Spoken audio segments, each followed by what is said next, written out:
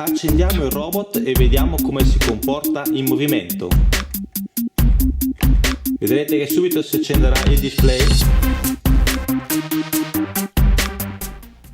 accenderà il display con le misure. Arduino è programmato per avanzare di 40 cm, eseguire un giro completo attorno a se stesso al fine di valutare le dimensioni della stanza. Se sono sufficientemente grandi, inizierà a fare un percorso a spirale.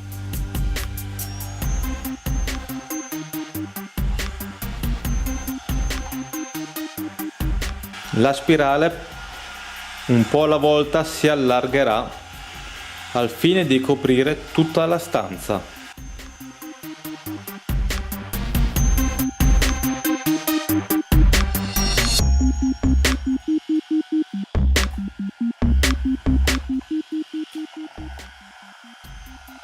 Questo programma non usa gli encoder, il robot non sa quanta strada compie, ci sono delle tabelle programmate dei possibili scenari. In base alla combinazione dei sonar si comporta di conseguenza.